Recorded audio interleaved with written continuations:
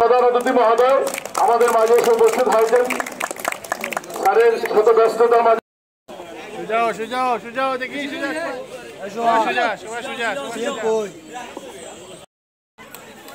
আরো আধা ঘন্টা লাগবে।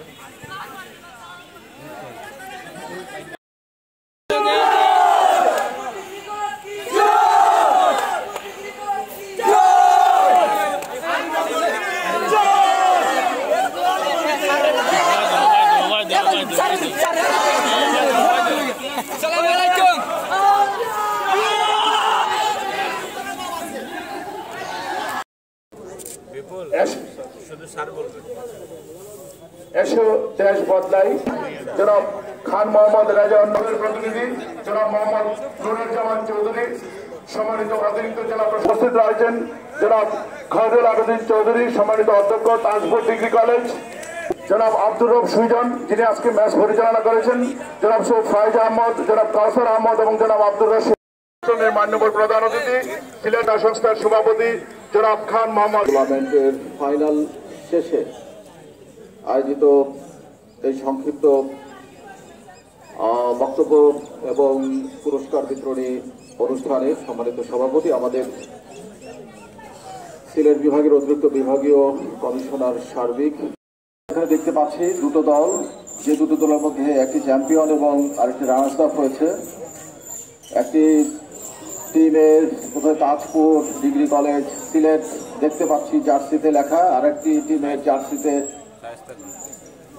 একটু বড় শায়েস্তাগঞ্জ সম্ভবত ডিগ্রি কলেজ হবিগঞ্জ। চ্যাম্পিয়ন কে হয়েছে? তাজপুর।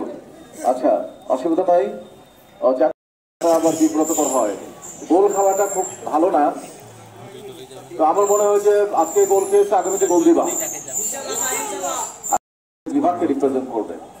আমি মনে করি তোমরা আজকে যারা হেরেছো তারা যে কারণে হেরেছো সেগুলো শুধরায় তোমরা ভালোভাবে খেলবা আগামী ইয়েতে।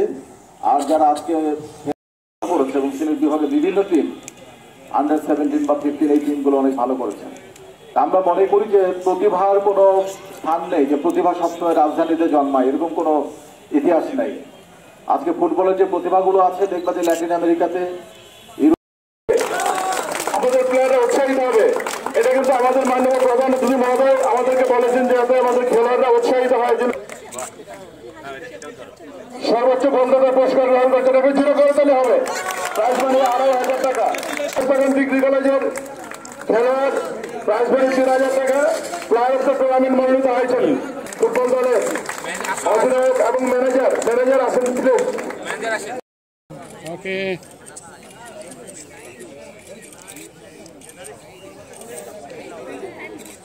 তাজপুর ডিগ্রি কলেজের ম্যানেজার অধিনায়ক coach Tajpur degree college Tajpur Sylhet. মারবো। 1 2 3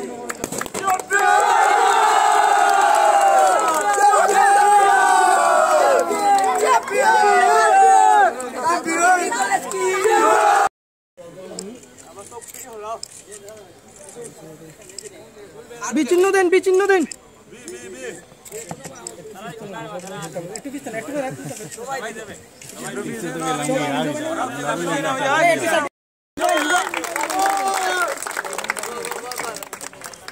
সুন্দর।